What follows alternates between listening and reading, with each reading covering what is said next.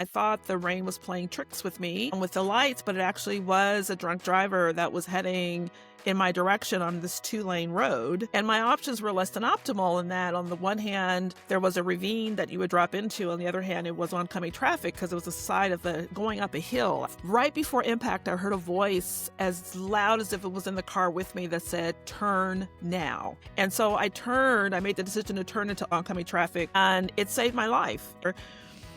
And I thought there's so often that we in our life hear that voice in our mind, but that kept resonating with me around this voice that said, "Turn now."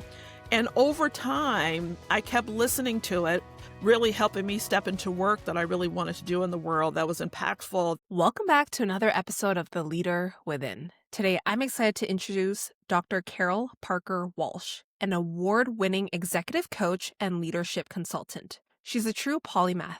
As a former attorney, senior leader, professor, and dean, she has won multiple awards for her impact on people-forward leadership, which is trademarked.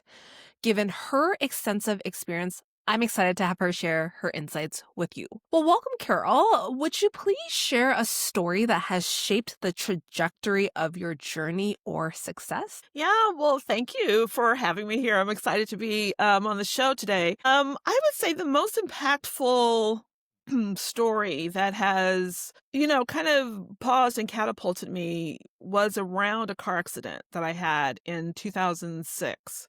So at that point, I had practiced, I had a career as an attorney for 10 years. I had transitioned internally as an organizational consultant and was on my next iteration in academia as a faculty member. And I was doing what most people do in their careers. I was working over the weekend and I was coming home from the office on a Sunday with my 2 kiddos. Was a single mom. I divorced at that point in time. And I think there was something, a narrative in my mind around, I have to make up for that time or whatever. So I was working extra hard with my kids. And as I was driving home, it was raining and I saw lights coming toward me. And I thought the rain was playing tricks with me with the lights, but it actually was a drunk driver that was heading in my direction on this 2-lane road. And it was very frightening. And so at the time, as the lights were coming near me, I thought, "Oh my goodness, like, is this it for me?" And my options were less than optimal in that on the one hand, there was a ravine that you would drop into. On the other hand, it was oncoming traffic because it was the side of going up a hill, actually. And at the moment of right before impact, I heard a voice as loud as if it was in the car with me that said, "Turn now." And so I turned, I made the decision to turn into the direction of oncoming traffic because the person was in my lane, and it saved my life. But that kept resonating with me around this voice that said, "Turn now." And over time, I kept listening to it. I started diving into my own journey of what made sense for me and what would it mean if the turn now wasn't just in the literal sense that saved my life then, but in the figurative sense of really helping me step into work that I really wanted to do in the world that was impactful, that was motivating and inspiring for me, and what that would mean, and started that process and that journey. And that also kind of is the underlying voice or the work that I do, not only with my clients, particularly when I started my business working specifically with executive females, but also in organizations that are at that precipice where they know they need to make a change. They know they need to do something different. They know what they've been doing isn't working, or what got them there won't get them to the next place, but they're afraid because the options aren't clear, and the fear of making the wrong choice overrides the decision to make a choice. And to help steward people or guide people through that process has really been an underlying factor in my story that impacts the work that I believe that I do in the world. I'm so glad that you are okay. And as you talk about that voice that you heard, because I don't know if you can relate to this, is when you're very busy all the time, those whispers get lost in the noise of everything, right? Hmm. And until the universe either physically gives you a 2x4, right? Because sometimes I'm a little bit too stubborn to listen to the metaphor sometimes, right? Yes, yes. My Or mother always told me I didn't believe fire was hot until I put my hand in it. So, yes, I'm the same way. you just gotta triple check, right? You just Right. never know. And I guess my question to you is because between the fear, the responsibilities, whether it's as a parent, as a daughter, whatever role that you play in that hat that you wear, the noise of the world and the standards and the expectations that are placed on us, on top of everything else that we set for ourselves, how did you work through that noise to be like, you know what, this is actually something that I should and must pursue versus, you know what, it's lower on my priorities in this chapter. It just doesn't make sense yet. Yeah, that's a fantastic question because you're right. Our world, kind of the society in which we live in, is not a big fan of the turn, right? It's not a big fan of abandoning 4 years of law school, 10 years of a law school career to say, I don't think I want to do that anymore. So I'll say in my case, having made that shift out of law, doing consulting and then in academia, having made some smaller shifts through my career allowed me to lean in and pay a little bit more attention. But I would say for people who are hearing the voice, you're right. It starts as a whisper and then usually it gets louder and louder, right? Which is a sign that this means something, that you need to pay attention. But the way to break through the outside noise is to take a step out of it and to start just listening. One of the greatest exercises that I give my clients, and actually was given to me years ago, was to go someplace just really quiet and just do this self-reflective work of where have I been in my life? What has been significant? What has been impactful? What has informed me, right? Just what are the things that really matter to me? What brought me joy, right? And what didn't bring me joy? And it really takes, and even for my people, I was coaching a client yesterday who was like, I'm not a big meditator. And I always said that that's really not meditation. You're actually in action because you have a pen and a pad and you're writing and you're thinking. So it's actually a practice as opposed to necessarily just going off on a rock and meditating. But it does require action. It requires an intentional action to stop listening to the external voices and start paying more attention to your own voices. And the best way that I find to do that is to go someplace, your favorite place, your most relaxing place, and just allow yourself to just reflect on what are the things that I've done and just write those things down. What did when I was in high school, what brought me joy? Right? When you do this self-reflect, when you just go back and you just start paying attention so that you can uncover the patterns, that then you can begin seeing the puzzle pieces that then in your conscious mind, right, you can start beginning to put those pieces together. Then all of a sudden you get these ahas. Oh, that's why I wasn't happy at this job. Or that's why I really struggled with this. Or that's why this was so exciting and I could have done that without even thinking about it, at all. Right? So you need to take that moment to actually not just let the things bandy about in your brain, but to actually put pen to paper and reflect and unfold those things that are deep rooted in our conscious to bring them more to the conscious level. I appreciate that I said folks can action. And how frequently would you recommend leaders do this? Is it also dependent on the level of the leader and the stage in which they're at? Like, I know there's usually depends, right? Yeah, I say do that practice until your internal voice becomes louder than the external voice because it is a process. When I start this with clients, there's resistance because you're deep rooted in and I work with a lot of clients in midlife. And at midlife, you have a good job, you have a good salary, you may be caring for an aging parent, you may have kids who are starting college. You have a lot of responsibility that's telling you you just need to write it out until your turn, which most people think is when I retire or after the kids get through school or once I get through whatever's going on around me. So to make adjustments in that space where you sit in the middle within your life can be really challenging. And you have other voices and people, well-meaning individuals telling you, no, but look at the job you have. Your life is so fantastic. Why would you want to make a change? Even though you're hearing that deep-seated voice saying, this just isn't feel right. This just isn't right for me right now. So I never suggest you just leap into it, but you take the time to just continue that reflective moment until your own voice, you develop that confidence, that surety, that, you know, that clarity, right? That no, this is what matters, right? And you have an opportunity to think about, well, what would it mean and things of that nature. So I don't suggest that it's a one-time exercise. I suggest it's a continual exercise that you constantly go back and revisit it, because one sitting, you're not going to remember everything.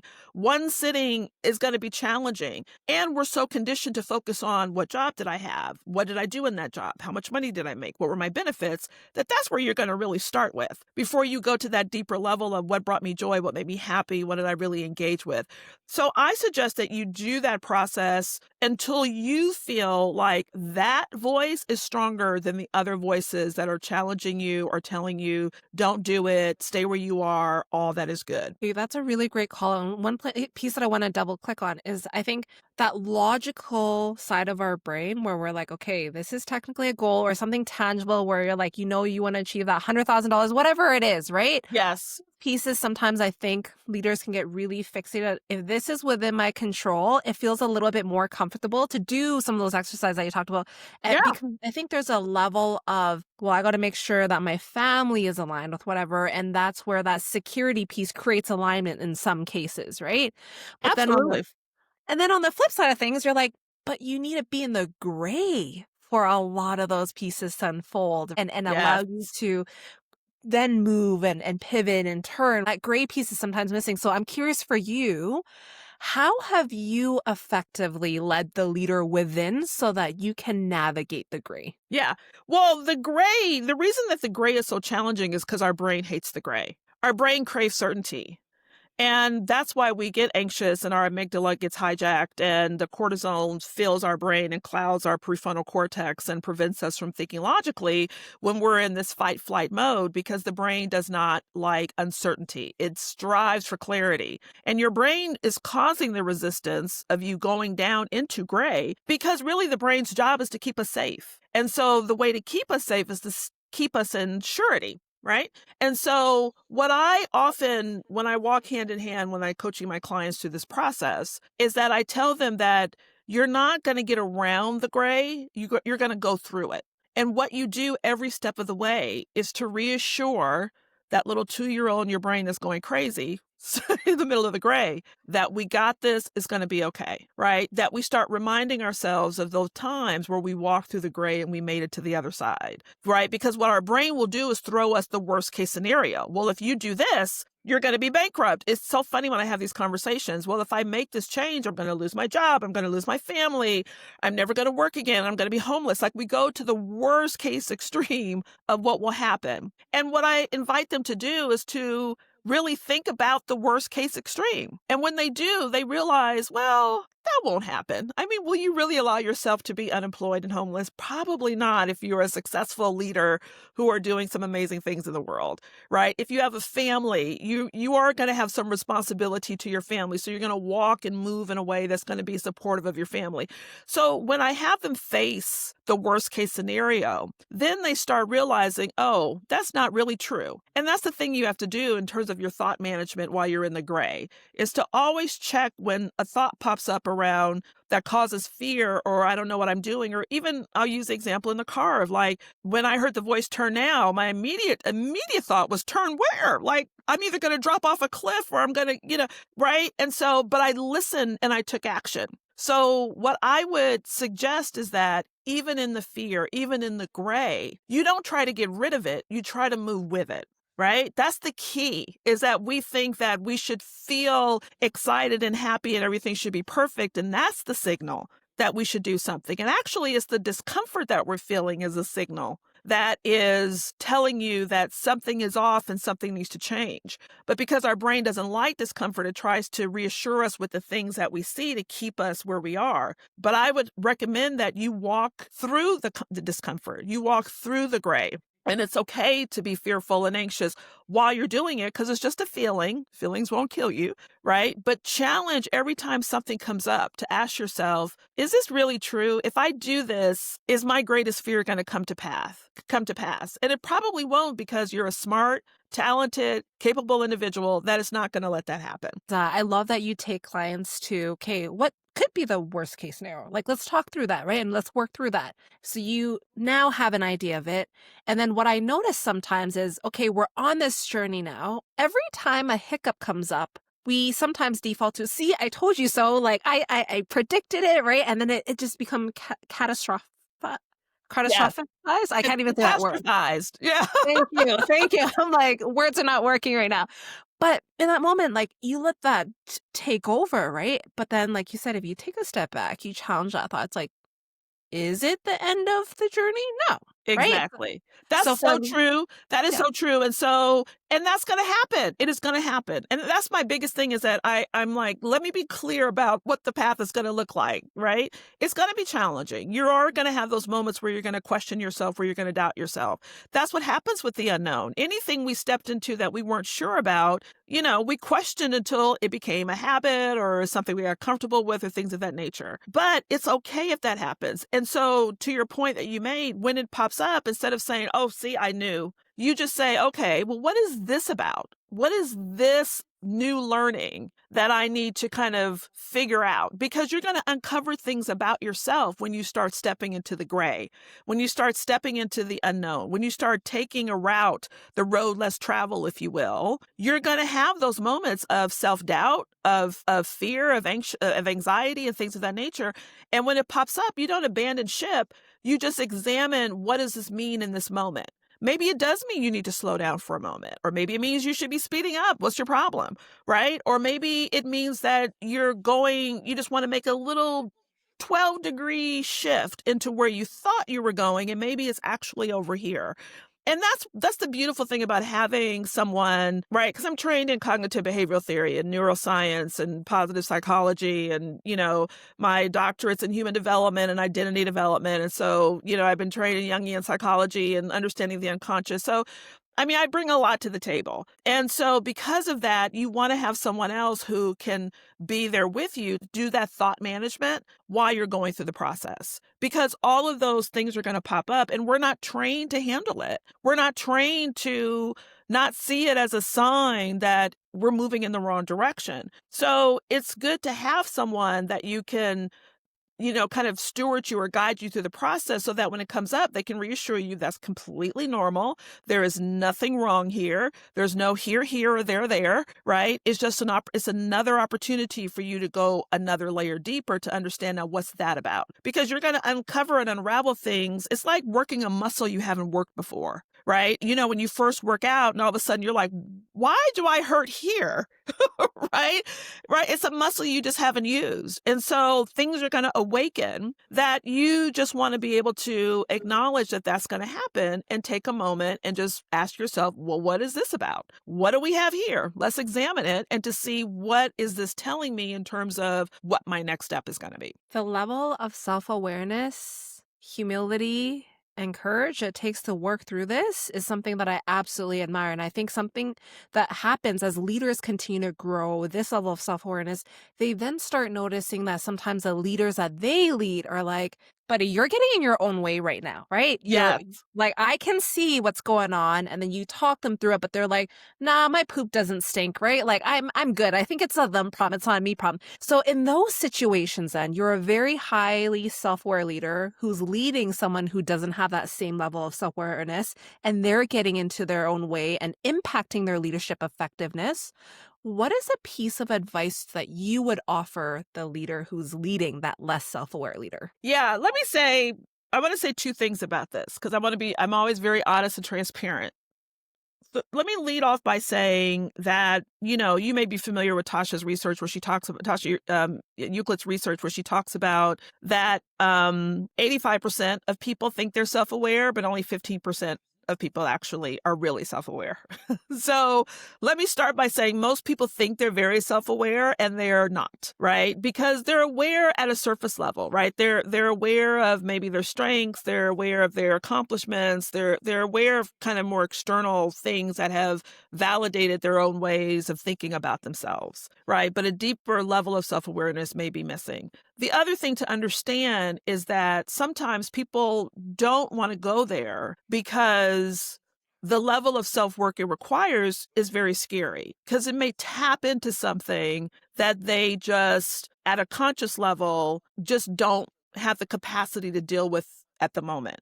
Right. So you're pushing against something that's very uncomfortable. Remember, the brain likes certainty and the brain will lock down on you. And for some people, they know how to navigate that space and say, yeah, I know it may be fearful, but I know how to work through that. A lot of people don't. And so when they meet that, depending on what their own stories are, their own narratives are, their own experiences are, they may not be able to move past it, or at least move deep enough past it where you can really help them get to the other side. I often use the analogy from The Matrix. I love movie analogies, where there was a moment when Morpheus told Neo, not every mind can be freed. When Neo was like, well, let's free everybody. I mean, my goodness, look at, everyone should know this. And Morpheus said, well, not every mind can be freed. Some minds are just too deeply entrenched and they don't want to be freed. So part of the job of a leader is to understand where your people are at, right?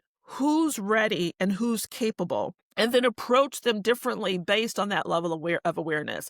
So if you're getting someone who's like really resistant and is really leaning into the story that, no, I'm fine, there's nothing wrong with me, or things of that nature, I often like to use examples. I love the data point. Well, 85% of people think they're aware, but only 15% of people are, right? Get that response. Well, I'm probably one of the 15%, right? They may say, but using examples for them, like in real time situations, when something comes up and they're interacting in a certain way, dissect it, have a conversation about it. I noticed when we were in the meeting that, you got really upset around XYZ.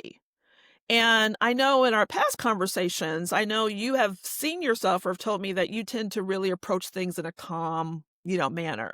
I'm just curious what happened there. Like, what were you thinking that, what was going on in your mind? What responded to that? Oh, well, so-and-so said something. And then that's an opportunity for to say something like, I talk a lot about emotional regulation, right? Emotional management. I think Susan David's her name, has a book around emotional agility that really, our emotions and how we manage our emotions are key things for leaders. And that comes with a lot of self-awareness. And so it's just an opportunity to, when you catch people in the moment, not to accuse them, but use it as an opportunity to help them start to dissect this situation, right, as a mini case study, so they can actually see what's happening in real time. Because often the reason that they think they're okay is that no one ever dissects what happens in the real moments, right? They're just giving them information that they're immediately rejecting because they're defensive or resistant. But when you catch them in real time, sometimes you get the, oh, yeah, I did do that. Or I don't know why I did that. Or, yeah, why did I respond that way? And it starts to expand the thinking a little bit in a way that feels safe and in a way that feels much more easier and less threatening. Because when we feel threatened, the guards are going to go up. I can totally appreciate, like, if someone's guards are up, they're not hearing anything else that you're saying after. And then it's almost Nothing. like selective hearing from there. Yes. So I really appreciate that you tied that in. I just want to Go say ahead, one more Karen. thing about that. I'm sorry. The other Yeah. thing, too, is that make sure as a leader, you're modeling vulnerability. You're modeling for people, right? You just don't want to say, we need to be aware, or we need to be conscious, or we need to have this ability. You need to model that. And by modeling is, yes, how you show up. But I also invite you to say, hey, I just want to share a learning opportunity that I just went through. Hey, I just want to share, I didn't do that as well as I thought I could. And now as I think about it, here's what I can do.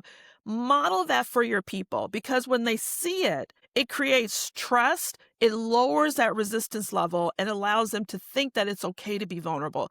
Because remember, in a corporate space, people don't feel safe to be vulnerable. It feels like you have to always be your best and be perfect and be on your game. And so if you're modeling as a successful leader that, hey, no, it's okay to like mess up or not know everything, or to get emotional in a meeting, or upset around something, and then catch yourself and explain why. When you're doing that with your team and modeling that with your people, then you're opening the door for them to say, oh, it feels safe for me to do it too.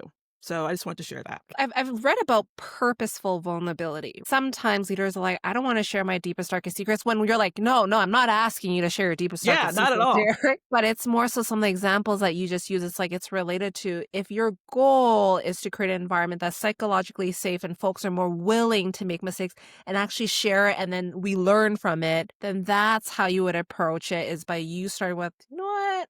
I kind of stubbed my toe there. I'm owning up to it. This is what I learned. If y'all have any additional feedback, let's go and talk about that. Absolutely. But what happens if the trust is broken in that process? How does the leader then repair that trust? Because even if you're vulnerable, but the trust is broken, it only goes so far. Absolutely. Well, when trust is broken, and yes, I just want to highlight, and if anyone wants to dig deep into this topic of vulnerability and how to do it intentionally and the connection between vulnerability and trust, I highly recommend you pick up Dare to Lead by Brene Brown. I mean, she's the queen of vulnerability. She talks about it being a superpower, not a weakness that some leaders think about. I just wanted to, put that reference out there. But there's three things I would say to do. One, you want to acknowledge that the trust has been broken, and you want to acknowledge what happened when the trust has been broken. Two, you want to create a new kind of agreement around what we're going to do to reestablish this trust, which starts with what do you need? And here's what I can do to give you, so that we're co-creating that agreement in terms of how we're going to rebuild this trust together, knowing it's going to take time. And then the third thing is accountability, right? Asking, how will we know? How will you know when we're in a place of trust or when we're not moving in a place of trust? And how will we hold each other accountable for it? How will you hold me accountable? And how can I hold you accountable? Right? So that we are co-creating this new environment where we really feel that we can reestablish our trust with each other. So the first key thing, though, as I said, is acknowledging it. Acknowledging it's been broken and what broke it and what part you played or the other person played, like really being transparent and honest with it.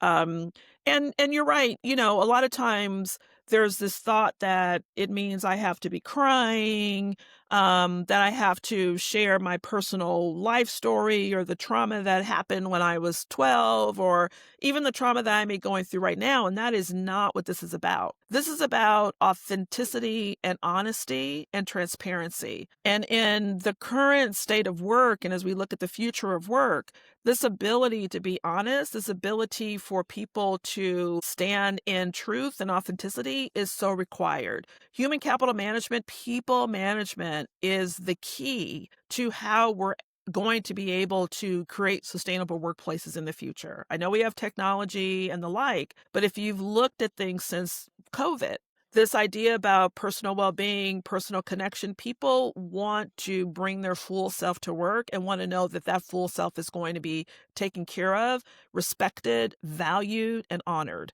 And when you do that, there's so many studies that talks about the level of engagement increases, productivity increases, and you retain your top people when they feel like you actually care about them. And that does not take away from the bottom line. It does not take away from you, achieving results or goals in the organization. It actually helps to contribute to those. If people feel valued, I mean, you can ask yourself the question, when I feel valued, how do I deliver? How do I show up? It's always better. So taking that extra time to be able to do that.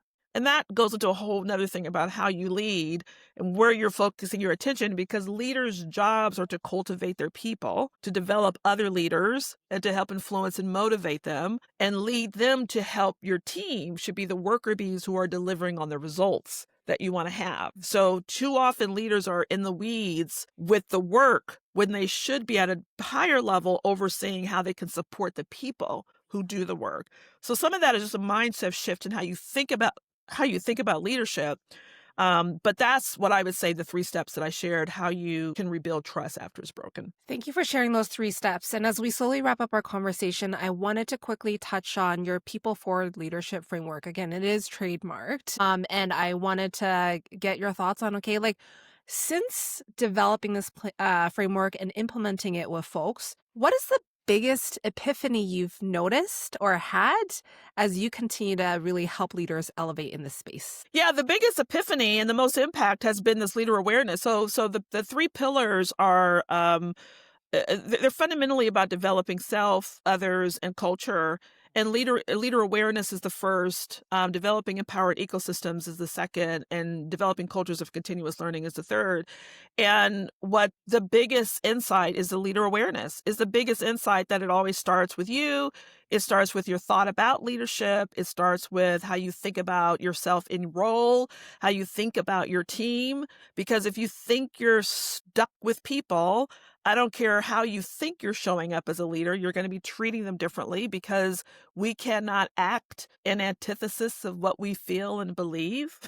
So what we think and believe and feel is going to impact and influence the energy that we put out there and the way we engage with other people. So the biggest lesson is this deep rooted awareness of self, and understanding, not like, why do you communicate that way, or why do you struggle with communicating that way, or why do you, kind of focus on one thing and not the other, or why are you really connected to certain people and other people, or why do you kind of are self-judging and self-critical because you think you're supposed to be a bodacious, loud leader when you're actually more introverted and more of an introspective processor, as opposed to the loud one at the other end of the table who is taking up most of the space in the room, right? So having that deep level of understanding, and I use a proprietary, I have a leadership archetype proprietary assessment that I give to all of my leaders, and it's so many ahas in terms of understanding who they are fundamentally and how that impacts how they show up,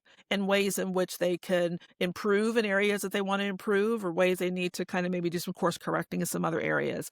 But that's been the biggest one, is that because you're not taught that in MBA school. You're not taught that as you're coming up the ranks in an organization, about taking a moment and thinking about not just your strengths and your skills, but thinking about your interpersonal skills, your critical thinking skills, your communication skills, your behavioral skills, how you connect, how you collaborate, right? How you show up, how you present, how you process, like all of these other aspects, which are critical, because people leave leaders, they don't leave organizations, are so important. And that's been the biggest aha with the people that I work with when I come into teams and organizations to work with them. Thank you for sharing that. And my second last question to you is, what do you think it takes to unleash the potential of individuals and organizations? Is two things. I don't want to sound like a broken record, but definitely the leader awareness. And the reason that's important is because you also want to gain a deeper insight in terms of how your awareness of self is aligned with the organizational culture in which you want to be a part of. Again, we talked about this before. Too many people focus on these external factors. What's the salary? What are the benefits? Do I have a corner office? What's my title going to be? Which, in any given organization, you throw a rock and, you can do the same job with a completely different title. So in my opinion, we focus on the wrong things. Not to say those things aren't important, but when you have a strong sense of yourself and you have a deep leader awareness, when you step into an organizational culture, whether you're interviewing with them or seeking a promotion or the like, you can then start making the determination of, how much am I aligned with this organization to the point where I feel like I can really thrive and be successful in this organization? And how much do I maybe have the potential to adjust or shift the organization in my role, right? That will allow space for me to show up authentically and do my best work that I want to do in the world. And then also, what are the organizations where it's going to be an uphill battle every step of the way, and this just is not worth my integrity, my values, my time, or my attention, no matter how much they're paying me? So I say that understanding self is important, but the key to doing that is also being able to utilize that knowledge to really start looking deeply at any organization you want to be affiliated with, to make sure you can rise to your potential and do your best work in the world. Well, thank you for sharing your thoughts on that piece. And my last question to you is, what is one thing that is top of mind for you right now? And the reason why I ask this is because it could be a bridge for folks who are looking to connect. Yeah, one of the top things, or one of the things I've been working on recently, has been around helping leaders hire good leaders, helping them to develop and set benchmarks to know how they can really make sure they're bringing a leader in on their team that really is going to rise to the level that they want to bring them on. So that means helping them think about themselves as leaders, helping them think about the culture they're trying to establish, and helping them think about who do we bring in that's going to really elevate where we're going. So we're making the right decision. Retention is a big issue right now in most organizations. And, most leaders just kind of go with their gut, right? Or they go with what's on the resume or what a reference is telling them. But there's a gap in really even that information when you can use kind of scientific data to help you create benchmarks to really identify the right people for you. So that's one of the things that I've been, working more recently on that's been top of mind is how do you bring on good people that can really elevate your retention numbers and really create the culture that you want so you have that empowered ecosystem of high performers who are delivering at the highest level on your team. I'm excited to stay tuned on what you continue to discover as you do that great work because it's so important for you to have that benchmark because as any research has shown, the more effective your leaders are, the better the business outcome. So, Carol, 100%. thank you so much for sharing your insights and your story today. I really appreciate it. And to everyone else that's tuned into another episode, thank you for your time and attention. It means more to me than you'll know, and I can't wait to stay in touch with you on my next episode. Till then, stay safe.